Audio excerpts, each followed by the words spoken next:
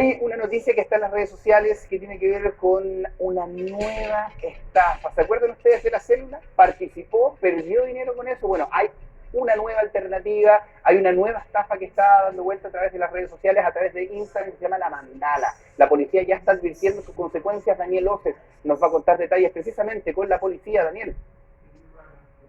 Justamente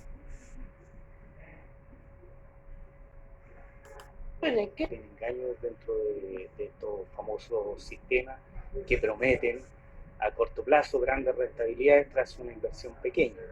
La verdad que no existe un sistema formal respecto al tema. Debemos entender que si se transmite a través de las redes sociales hay un anonimato de esa persona que inicia estos sistemas informales, fórmulas mágicas que ofrecen tentativamente, ¿cierto?, grandes rentabilidades a corto plazo.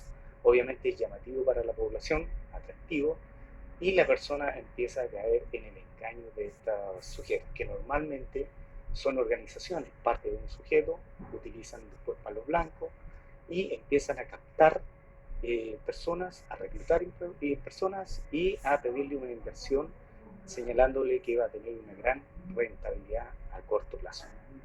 Esto es como este tipo de estafa piramidal que funciona.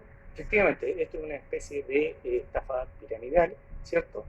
Es una conocida anteriormente como célula, hoy en día la mandala de la abundancia, también tiene otro nombre como la flor de la abundancia, el telar de la abundancia, y básicamente es lo mismo. Es una nueva, tiene un nuevo nombre, pero la metodología utilizada es muy antigua. Ahora, esto funciona prácticamente con 15 personas y se distribuye en 4 anillos, en cabecilla. Este cabecilla, ¿cierto?, recluta a 2 personas. Posteriormente, esas 2 personas en el segundo anillo reclutan a 4 personas y esta a su vez en el cuarto anillo y final reclutan a 8 personas. Ahí se entera una célula. Por lo tanto, una vez que está completa, el cabecilla obtiene sus ganancias, se retira y esto se multiplica, se divide en 2. Y luego nuevamente comienza la captación de personas. Ahora, esto debemos entender que en el tiempo es insostenible, ¿ya? Porque el truco está en la captación de las personas. Pero llega un momento en que colapsa el sistema y solamente hay mucha gente que pierde, ¿cierto?, que se siente estafada, engañada respecto a esa inversión que colocó en el momento, obteniendo supuestamente grande rentabilidad dentro de un corto plazo.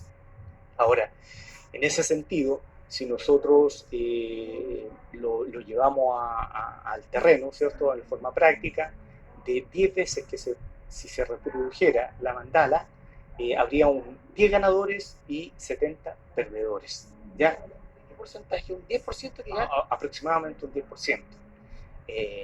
Por lo tanto, pero deben recordar ustedes lo que les he dicho yo anteriormente, que esto es un sistema de funcionamiento de organizaciones, vale decir, una persona, ¿cierto?, junto a palos blancos, comienzan a reclutar individuos para poder completar la célula.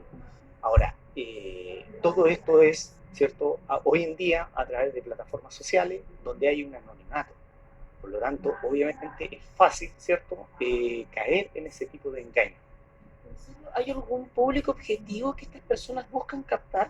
Efectivamente, bueno, dentro de la captación de personas, la invitación puede llegar a cualquiera, pero obviamente caen en estas redes las personas que tienen menor conocimiento financiero, sobre todo aquellas que están pasando por alguna situación de crisis o bien que tienen ingreso menor. Entonces, obviamente, esta oferta es llamativa, pero la persona desconoce lo que hay de trasfondo. Siempre en este tipo de sistemas, esquemas o metodologías informales hay un lado oscuro, hay un engaño, hay una conducta ilícita que nos lleva a un error. ¿En este momento hay algún tipo de denuncia acá en la brigada, aquí en Concepción en particular? En esta brigada de delito económico no hemos recepcionado denuncias al respecto. No obstante, las personas también se pueden acercar a Carabineros, al Ministerio Público. Eso lo desconocemos, porque acá físicamente no ha llegado ninguna orden de investigar para iniciar, ¿cierto?, las indagaciones pertinentes respecto a este tema. Ahora, el llamado a la comunidad es no creer en este tipo de sistemas, en este tipo de juegos que prometen cosas que no son efectivas, ¿ya?